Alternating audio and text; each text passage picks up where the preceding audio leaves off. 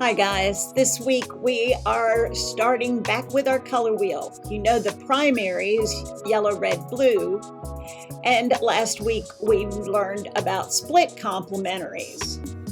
This week we're learning analogous colors next to each other on the color wheel. These colors always go together. Usually you choose 4.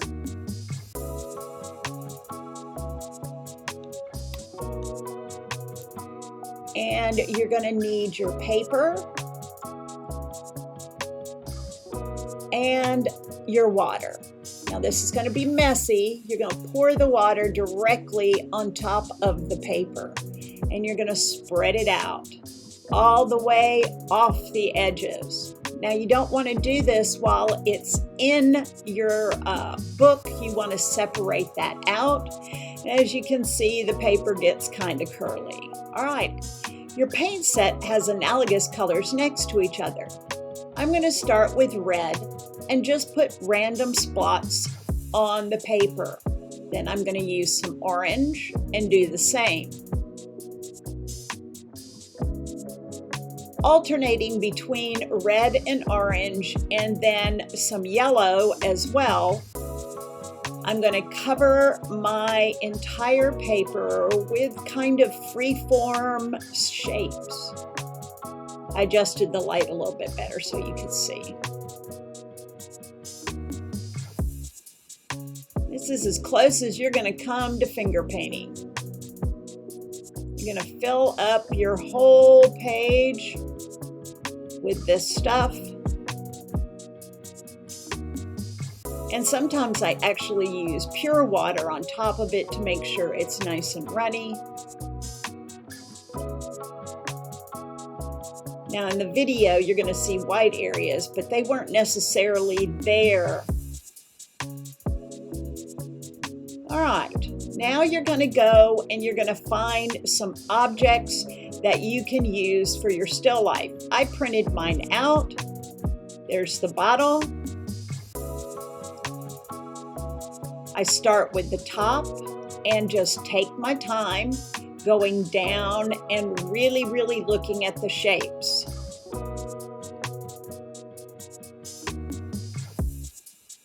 What I did there is I took proportions. The bottle itself is 3 times the neck length and the width is the neck length.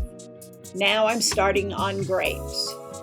The easy way to work on grapes is just 1 grape at a time and then just focus on that. A lot of times people freak out when they're drawing grapes, but they don't need to. They just need to make sure that they are looking at the forms those grapes make.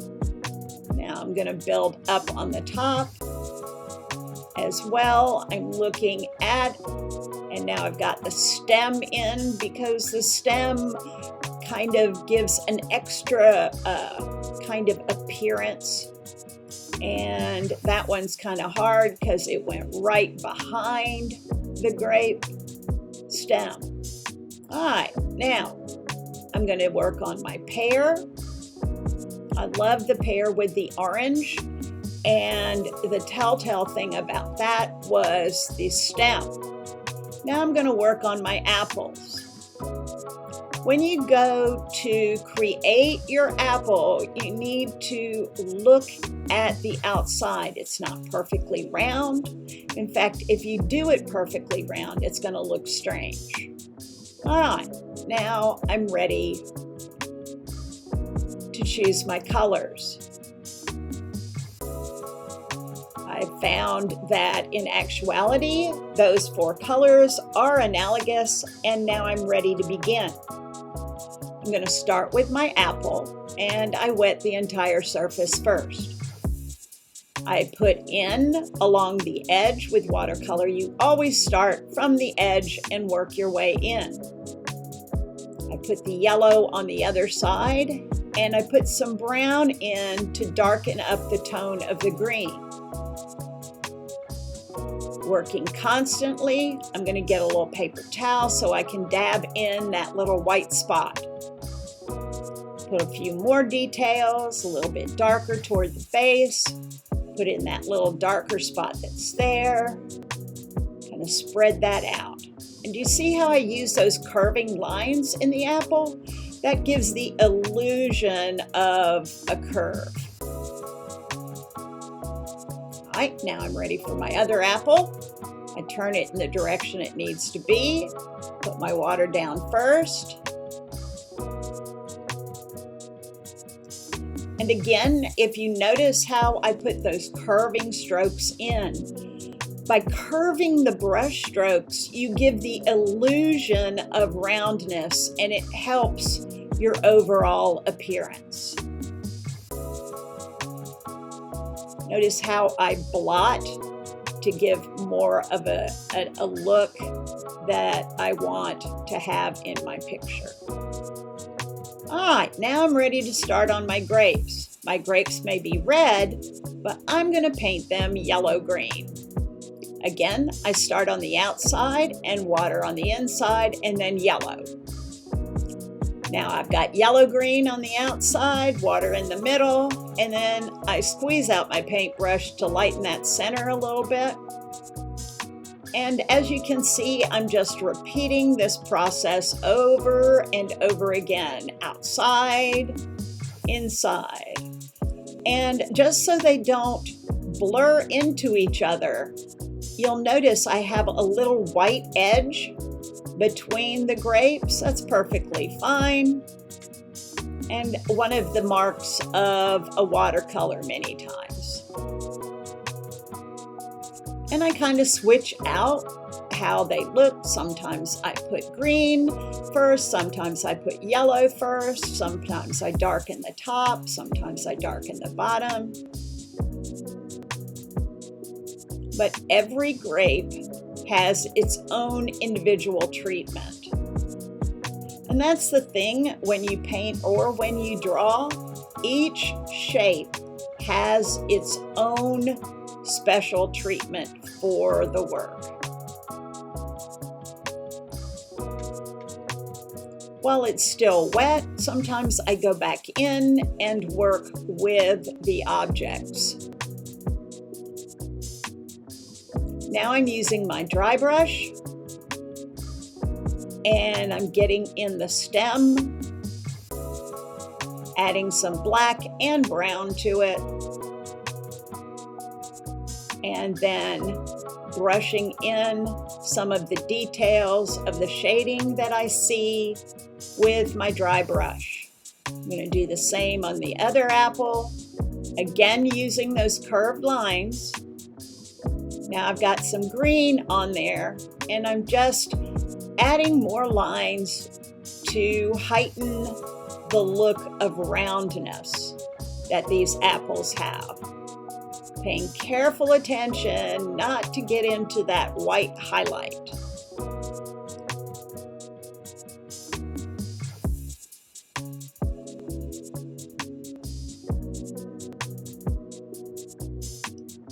Again, I'm going to add those lines where I see the darker areas on my apple. Doesn't really matter if you get it exactly right. All right, now I'm going to work on my pear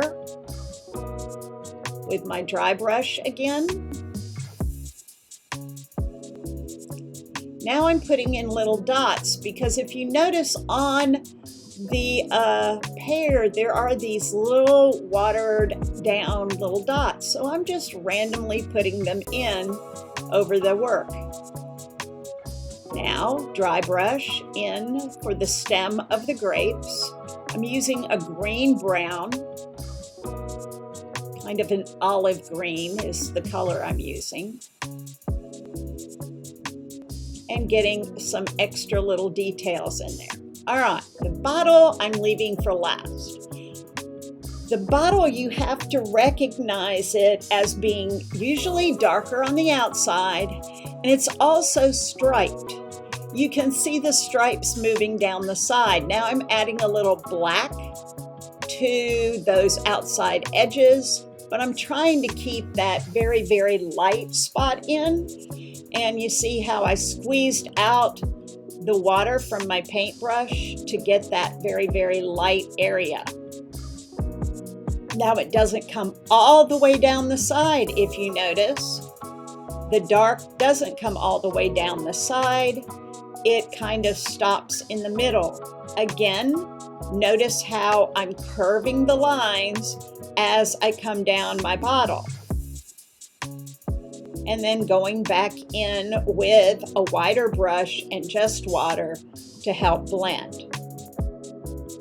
Again, it's darker almost all the way down on this side, and we've got a darker place right up in here. So I'm going back in with my green brown and with my plain water to blend that darker stripe in.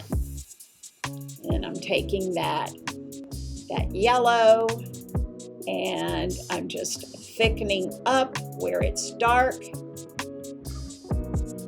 Again, that green brown.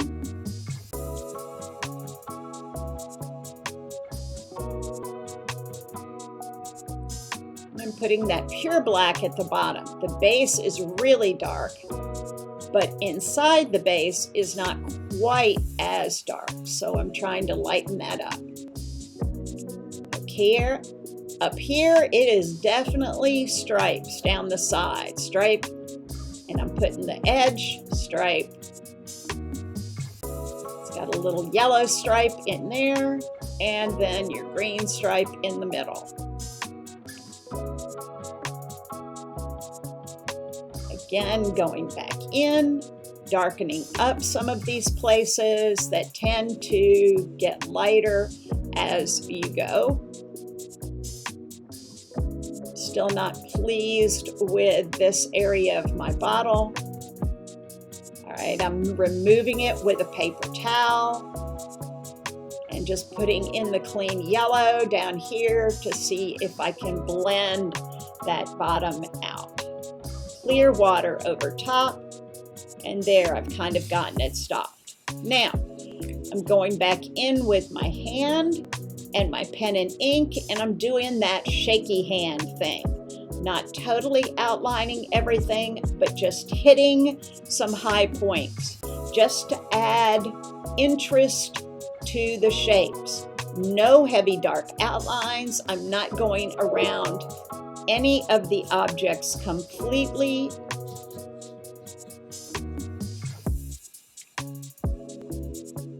But you can see I'm just kind of like I'm putting parentheses around the important parts. I look at each grape and say, okay, that part's important. I'm going to put, marks that indicate that's important. Many times when I'm doing this, I pay careful attention to the bottom because usually the bottom is the darker edge and I can take care of that.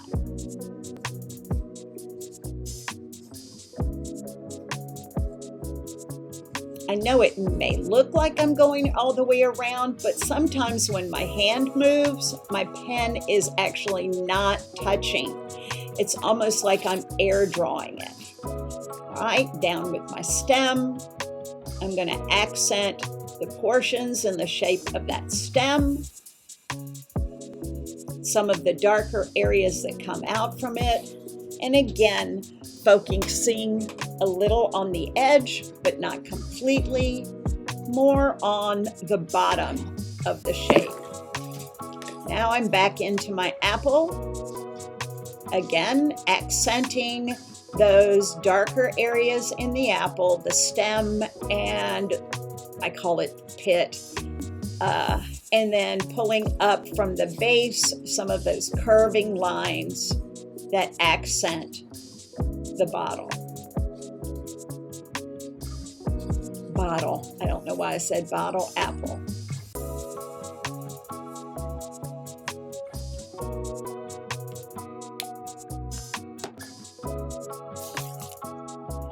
Okay. I've turned my paper. Now I'm going to arrange my objects rather than have them right in the center. I'm going to try it at a third mark, either this direction or this direction. So I'm going to try it right there. I'm going to use my grapes across the bottom and my pear.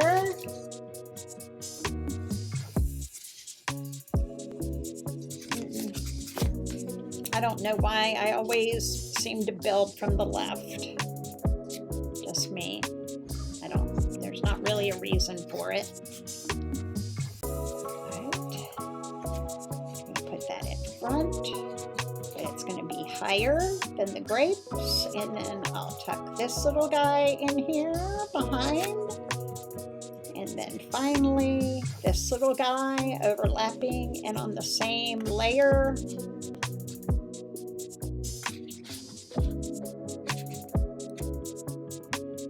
As the first one. Okay, now you've got everything cut out and glued down. And you're going to need to do your cast shadow. I sometimes turn my paper all different ways in order to get the best angle for the cast shadow. I'm lifting up the corners and I'm starting out with brown. And then I take clear water and brush in the direction of the brush strokes that are on the bottle so that we get a little shadow. This time I added a little black to my brown and the water to come around the edge. Again, using that clear water to blend out. Blending out from the shape and across the little pear. Should be darker right next to the area that is overlapping. Well, my grapes pretty much didn't stay, but I'm going to put some more and see if I can get a more realistic cast shadow. That looks better. All right, now underneath my grapes, again, darker where it comes in contact with the place, lifting up, going underneath, getting it darker. Right. And I'm even pulling it up on the edge of the bottle so we kind of have a little table. All right, what I'm doing now is called scumbling, and it's kind of like tapping with your paintbrush with your paint in it.